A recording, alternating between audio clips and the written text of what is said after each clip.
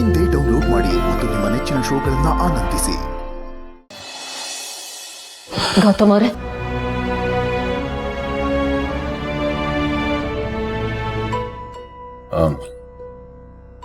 ಹೇಳಿ. ಐ ಸಾರಿ.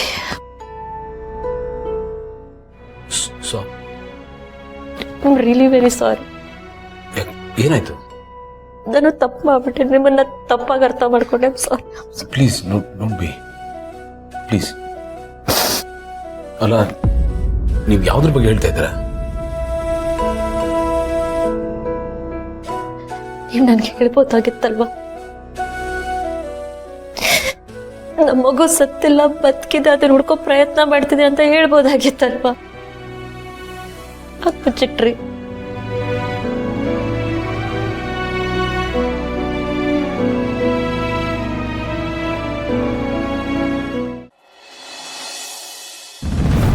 ಇಲ್ಲ ಅತ್ತೆ, ನಿಮ್ಮನ್ನ ನೋಡಕ್ಕೆ ಬಂದಿದ್ದ. ಏನು, ನಿನ್ನ ಮಗ ಮಾಡಿರೋ ತಪ್ಪಿಗೆ ಸಮಜಾಯಿಸ್ಕೊಟ್ಟು ತ್ಯಾಪೆ ಹಚ್ಚಕ್ ಬಂದಿಯಾ? ಇಲ್ಲ ಅತ್ತೆ, ಅವನ ಪರವಾಗಿ ಕ್ಷಮೆ ಕೇಳಕ್ ಬಂದೆ. ಕ್ಷಮೆ ಕೇಳೋದಕ್ಕ ನೀನಾ? ನಂಬೋದಕ್ಕೆ ಆಗ್ತಾ ಇಲ್ವಲ್ಲೇ? ನೀವೇನಾದ್ರೂ ಅನ್ಕೊಳ್ಳಿ ಅತ್ತೆ, ನಾನಂತೂ ನಿಮ್ಮ ಹತ್ರ ಕ್ಷಮೆ ಕೇಳಿ ನಿಮ್ಮನ್ನ ಕರ್ಕೊಂಡು ಹೋಗಕ್ ಬಂದಿದ್ದು. ಅವನ್ ಮಾಡಿದ ಸ್ವಲ್ಪನೂ ಸರಿ ಇಲ್ಲ. ಅವನು ಈ ರೀತಿ ಮಾಡ್ತಾನೆ ಅಂತ ನಾನು ಮನ್ಸಲ್ಲೂ ಅನ್ಕೊಂಡಿರ್ಲಿಲ್ಲ ಅತ್ತೆ. ಅಲ್ಲ ಅತ್ತೆ, ಅವನಿಗಂತೂ ಬುದ್ಧಿ ಇಲ್ಲ. ನಿಮ್ಮನ್ನ ವೃದ್ಧಾಶ್ರಮದಲ್ಲಿ ಬಿಟ್ಟು ಬಂದ. ಆದ್ರೆ ನೀವು ನನಗೊಂದು ಫೋನ್ ಮಾಡ್ಬೋದಾಗಿತ್ತಲ್ವಾ? ನಾನೇ ಅವನಿಗೆ 4 ಬಾರಿಸಿ ನಿಮ್ಮನ್ನ ಮನೆಗೆ ಕರ್ಕೊಂಡು ಹೋಗ್ತಾ ಇದ್ದೆ. ಅದು ಅಲ್ಲದೆ ನೀವ್ಯಾಕತ್ತೆ ಎಲ್ಲಿಗೆ ಬರಕ್ ಹೋದಿರಿ? ನಮ್ಮನೆಗೆ ಬರ್ಬೋದಾಗಿತ್ತಲ್ವಾ? ನಾನು ಅಲ್ಲಿಗೆ ಬರ್ಬೇಕಾಗಿತ್ತ? ನಿನ್ನ ಮಗ ಸುಪುತ್ರ ಅಲ್ಲಿಂದನೇ ತಾನೇ ನನ್ನನ್ನ ವೃದ್ಧಾಶ್ರಮಕ್ಕೆ ತಗೊಂಡೋಗಿ ಸೇರಿಸಿದ್ದು. ಈಗ ಮತ್ತೆ ನಾನು ವಾಪಸ್ ಅಲ್ಲಿಗೆ ಬಂದ್ರೆ ಇನ್ನೂ ಎಲ್ಲೆಲ್ಲೂ ಕಳಿಸ್ಬಿಡ್ತಾನೋ. ಒಂದೇ ಸಲ ಅಲ್ಲಿಗೆ ಕಳಿಸ್ಬಿಡ್ತಾನೆ ಅಂತ ಕಾಣಿಸುತ್ತೆ. ಅಂಥವನೇ ಅವನು, ಅವನ್ನ ನಂಬಕ್ಕಾಗಲ್ಲ. ಅಂಥ ಮಹಾನುಭಾವನಿಗೆ ಹಾ ತಾಯಿ ನೀನ್ ಜನ್ಮ ಕೊಟ್ಟಿದ್ಯಾ. ಪರಮ ನೀಚ ಅವನು, ಮನುಷ್ಯ ಅಂತ ಕರ್ಸ್ಕೊಳ್ಳೋದಕ್ಕೆ ನಾಲಾಯಕ ಅವನು. ಅಂಥವನಿರೋ ಕಡೆ ನಾನು ಬರ್ಬೇಕಾ? ಆ ಕಡೆ ತಲೆ ಹಾಕಿನೂ ಮಲಗಲ್ಲ ನಾನು. ದುಷ್ಟರು ಕಂಡ್ರೆ ದೂರ ಇರು ಅಂತ ಹೇಳ್ತಾರೆ ದೊಡ್ಡವರು. ಹಾಗೆ ನಾನು ದೂರನೇ ಇದ್ದು ಬಿಡ್ತೇನೆ. ಇರೋ ಅಷ್ಟು ದಿವಸ ಇಲ್ಲೇ ನೆಮ್ಮದಿಯಾಗಿರ್ತೀನಿ.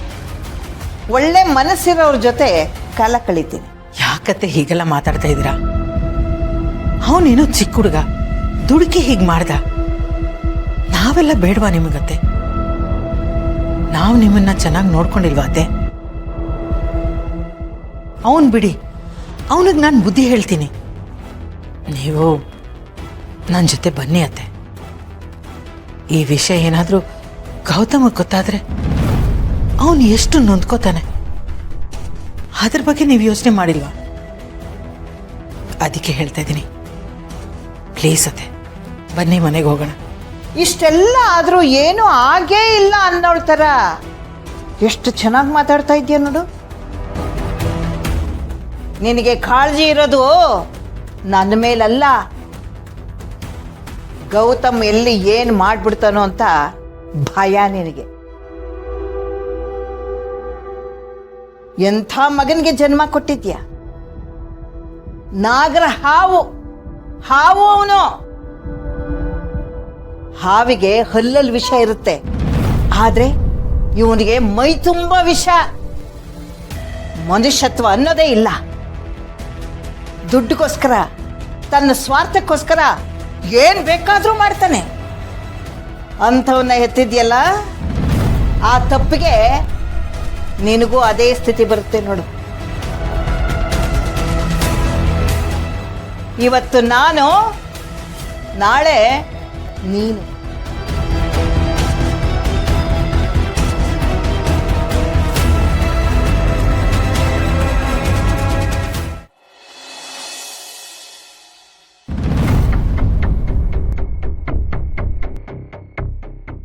ಅರೆ ನಿಂತ್ಕೋ ಭಾಗ್ಯ, ಎಲ್ಲಿ ಹೋಗ್ತಾ ಇದೀಯಾ? ನಾನು ನಿನ್ನೆ ಮಾತಾಡ್ಸ್ಕೊಂಡು ಹೋಗೋಣ ಅಂತ ಬಂದೆ. ಏನ್ ಭಾಗ್ಯ, ನಿನಗಾದ್ರೂ ಬುದ್ಧಿ ಬೇಡವಾ?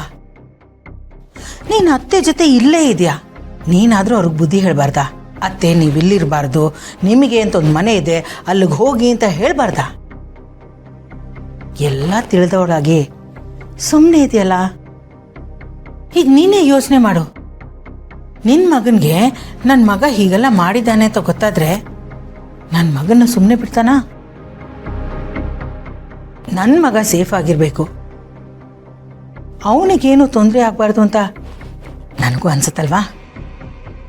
ಅತ್ತೆಗೆ ನೀನೊಂದು ಮಾತು ಹೇಳುತ್ತಾನೆ, ಇದೆಲ್ಲ ಸರಿಯಲ್ಲ ಅಂತ. ನೀನು ಎಲ್ಲಿ ಹೇಳ್ತೀಯ? ನಿನಗೆ ಮಾತೇ ಬರಲ್ಲ. ನೀನು ಲೈಫ್ ಲಾಂಗ್ ಹೀಗೆ ನರಳುತ್ತಾ ಇರಬೇಕು. ಈ ಜನ್ಮದಲ್ಲಿ ನೀನು ಸರಿ ಹೋಗಬಾರ್ದು. ಸರಿ ಹೋಗಕ್ಕೆ ನಾನು ಬಿಡೋದು ಇಲ್ಲ. ನನ್ನ ನೆಮ್ಮದಿನ ನೀವೆಲ್ಲರೂ ಸೇರಿ ಹಾಳು ಮಾಡಿದ್ರಲ್ಲ, ನಾನು ನೋಡ್ತೀನಿ ನೀವೆಲ್ಲ ಹೇಗೆ ನೆಮ್ಮದಿಯಾಗಿರ್ತೀರ ಅಂತ. ಜೀವನ ಪೂರ್ತಿ ಹೀಗೆ ಮೂಕಿ ಥರ ಇರಬೇಕು, ನರಳಿ ನರಳಿ ಸಾಯ್ಬೇಕು. ಹೀಗೆ ಹೀಗೆ ನರಳಬೇಕು. ಯಾಕಾದ್ರೂ ನಾನು ಬದುಕಿದ್ದೀನೋ ಅಂತ ನೀನು ಖಂಡಿಸ್ಬೇಕು. ಈಗ ನೋಡು, ನಿನ್ನ ಮಗನಿಂದ ನಮಗೇನೇನು ಬೇಕೋ ಅದನ್ನೆಲ್ಲ ಪಡ್ಕೊಂಡು ನಿಮ್ಮನ್ನ ಈ ಸ್ಥಿತಿಗೆ ತಂದು ನಿಲ್ಸಿದ್ದೀನಿ. ಇದು ಹೀಗೆ ಇರತ್ತೆ, ಏನೂ ಬದಲಾಗಲ್ಲ. ಹಳೆ ಗಾಯನ ಕೆದಕಿ ಕೆದಕಿ ದೊಡ್ಡದಾಗಿ ಮಾಡೋ ಥರ ಕೆದಕ್ತಾನೇ ಇರ್ತೀನಿ. ಗಾಯನ ದೊಡ್ಡದು ಮಾಡ್ತಾನೆ ಇರ್ತೀನಿ. ನೀನಿದೇ ರೀತಿ ನರಳುತ್ತಾ ನರಳುತ್ತಾ ಬದುಕಬೇಕು, ನೋವು ತಿಂತಾನೆ ಇರಬೇಕು. ಅದನ್ನ ನೋಡಿ ಬಿಡೆ, ಕೈ ಬಿಡೆ. ಹೇಗಿದೆ ನೋವು?